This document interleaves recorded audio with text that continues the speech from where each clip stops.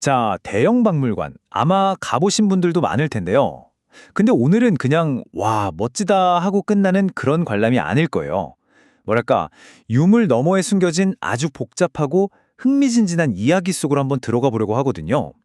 도대체 뭘 봐야 하고, 또 왜 이 유물들이 지금 이 순간까지도 엄청난 논쟁의 한가운데 있는지 우리 같이 한번 파헤쳐보죠.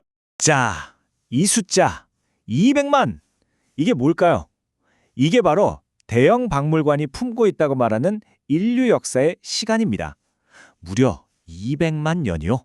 인류가 처음 등장했을 때부터 바로 오늘날까지 그 어마어마한 이야기를 다 담고 있다는 거죠. 그러니까 말 그대로 인류의 모든 역사를 이 지붕 아래 하나로 모으겠다. 이런 엄청난 포부를 보여주는 건데요. 근데 바로 이 원대한 목표가 대형 박물관의 자부심인 동시에 모든 논란의 시작점이 됩니다. 어떻게 그렇게 됐는지 이제부터 본격적으로 한번 보시죠. 네, 첫 번째 섹션입니다. 세상을 위한 박물관. 과연 이게 무슨 뜻일까요? 이 박물관이 스스로 부여한 사명, 그리고 모든 논쟁의 뿌리가 되는 핵심 아이디어가 바로 여기에 담겨 있습니다. 바로 이 개념이에요. 보편 박물관.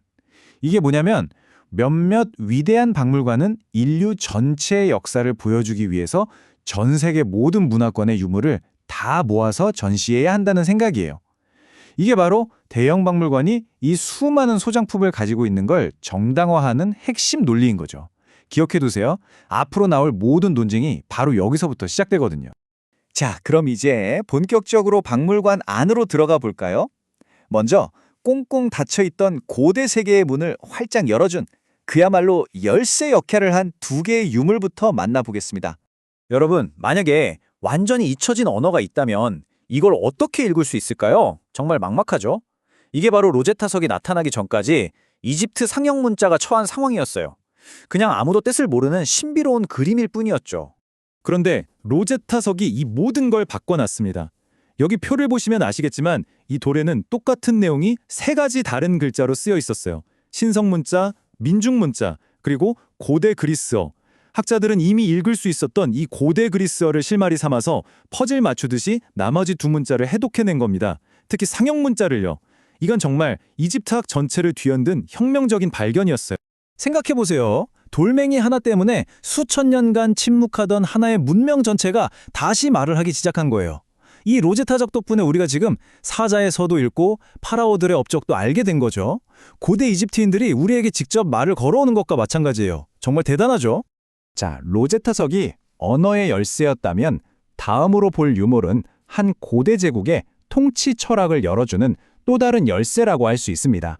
나는 그들의 모든 백성을 모아 그들의 정착지로 돌려보냈다.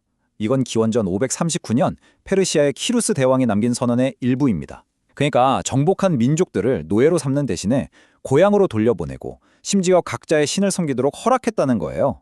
이런 관용적인 정책 때문에 어떤 사람들은 이걸 세계 최초의 인권 선언문으로 보기도 합니다. 정말 시대를 앞서간 생각이죠. 자, 지금까지는 다른 나라에서 온 유물들을 봤는데요.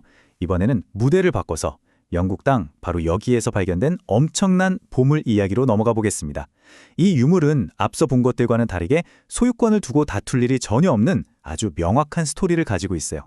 모든 건 1938년 한 여성의 작은 호기심에서 시작됩니다.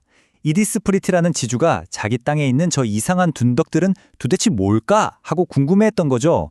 바로 이 궁금증이 영국 역사상 가장 중요한 고고학적 발견 중 하나인 서튼후 보물로 이어지게 됩니다. 그래서 프리티 여사는 고고학자 베제 브라운을 고용해서 발굴을 시작해요. 그리고 1939년 정말 대박이 터집니다. 27m나 되는 거대한 앵글로색선 시대의 배 무덤이 통째로 발견된 거예요. 안에는 보물이 263점이나 있었고요. 더 대단한 건 이 모든 걸 발견한 프리티 여사가 이걸 전부 사심 없이 대형 박물관에 기증했다는 사실입니다. 정말 대단한 결정이었죠. 이 발견이 왜 그렇게 중요하냐면요. 그전까지 우리가 암흑시대라고 불렀던 시대에 대한 인식을 완전히 뒤바꿔 놨기 때문이에요. 아니, 암흑기는 무슨, 이렇게 정교하고 아름다운 물건을 만들고 심지어 멀리 스리랑카 같은 곳과도 교역을 했던 아주 세련되고 부유한 문화였다는 걸 이 유물들이 보여준 거죠. 말 그대로 역사를 다시 쓰게 만든 발견이었습니다. 그것은 마음과 영혼의 만남이었습니다. 이 이야기는 넷플릭스 영화 더 딕으로도 만들어졌는데요. 거기서 고고학자를 연기한 배우 레이프 파인스가 한 말이에요. 학력도 계급도 다른 두 사람이 서로를 믿고 존중했기 때문에 이런 위대한 발견이 가능했다는 거죠. 참 멋진 이야기죠? 자, 지금까지는 비교적 논란이 없는 유물들을 살펴봤습니다. 이제부터가 진짜 핵심입니다. 대형 박물관을 가장 빛나게 하지만 동시에 가장 큰 골칫거리이기도 한 바로 그 논쟁의 유물들을 정면으로 마주해 보겠습니다. 바로 이 파르테논 마블스입니다. 여기 보시면 양쪽 주장이 정말 팽팽하죠? 박물관 쪽은 우리는 당시 지배자였던 오스만 제국한테 합법적으로 허가받고 가져온 거다. 그리고 덕분에 파괴될 뻔한 조각들을 구했다. 이렇게 주장하고요. 반면에 그리스는 오스만은 우리를 점령한 군대일 뿐 우리 유산을 팔 권리가 애초에 없었다. 이 조각들은 원래 있던 파르테논 신전에 가야만 비로소 완전한 작품이 된다고 맞서고 있는 겁니다. 정말 누구 말이 맞는지 판단하기가 쉽지 않죠. 하지만 베닌 브론즈의 경우는 이야기가 좀 다릅니다. 이건 논쟁의 여지가 거의 없어요. 여기 보시는 것처럼 1897년에 영국군이 베닌 왕국을 침략해서 왕궁을 불태우고 이 예술품들을 말 그대로 약탈해온 거거든요. 이건 그냥 폭력적인 침략 과정에서 빼앗아온 거예요. 그래서 현대적인 관점에서는 사실상 변명의 여지가 없는 아주 명백한 역사죠. 물론 대형 박물관에 있는 모든 해외 유물이 다 이런 식으로 온 건 아니에요. 예를 들어서 우리에게 익숙한 이 다랑알이 이건 영국의 유명한 도예가 버나드 리치가 한국에서 이 아름다움에 반해서 직접 돈을 주고 사온 겁니다. 이렇게 예술에 대한 존중을 바탕으로 한 합법적인 구매를 통해 들어온 유물들도 많다는 거죠. 소장품의 역사가 그만큼 다양하고 복잡하다는 뜻이기도 하고요. 자, 그럼 이제 이 논쟁이 현재 어떻게 진행되고 있는지, 그리고 박물관의 미래는 어떻게 될지 마지막 섹션으로 넘어가 보겠습니다. 대형 박물관이 수십 년 동안 유물 반환을 거부하면서 내세웠던 가장 강력한 논리가 있었어요. 우리만큼 이 유물들을 안전하게 보관할 수 있는 곳은 없다는 거였죠. 그런데 정말 그럴까요? 과연 지금도 그 말이 유효할까요?